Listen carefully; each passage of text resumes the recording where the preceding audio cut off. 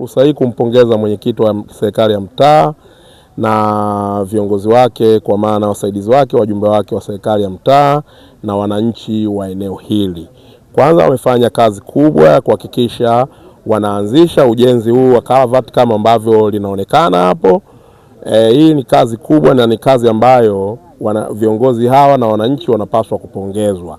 Kwa hiyo nichukue nafasi hii kwanza kuwapongeza sana kwa ujumla wao, kwa maana ya viongozi na wananchi kwa ushirikiano na mashirikiano makubwa ambayo wameonyesha na ya kutengeneza maeneo ambayo watoto wetu, wananchi wetu, mama zetu, dada zetu tunapita. Lakini jana nilipokea simu ya mwenyekiti wa mtaa akinieleza kuhusiana na ujenzi huu, na mimi nikazungumza na mbunge, na leo tumefika maeneo haya, na panapo majaliwa basi kila mtu atachanga kwa uwezo wake ambao tumejaliwa. Kwa kuanzia tutaanza na kokoto lori 2 ambazo lori 2 na thamani kama ya 400, na fedha hizi sio za halmashauri, fedha hizi ni zinatoka kwenye mifuko yetu. Unaona? Kwa sisi tutachangia kidogo kidogo, kwanza tutaanza hapo, lakini maji haya kama ambavyo umeona, maji haya yanatoka sokoni.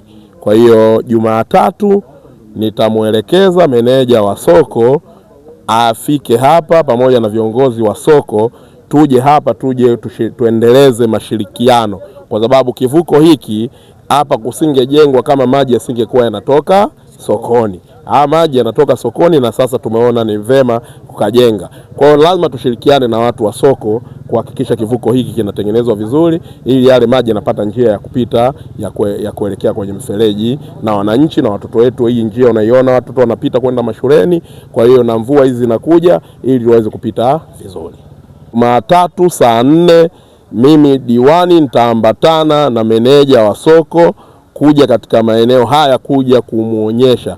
Kwanza lazima tujue meneja wa soko ni mgeni, yawezekana toka amefika hajawahi kuja huku. Kwa hiyo lazima tunimuite aje aone mazingira haya, alafu sisi kama viongozi tutajadiliana kwa pamoja tuone tunaendeleaje kutatua eneo hili ili maji yaweze kusafiri. Asante sana mheshimiwa.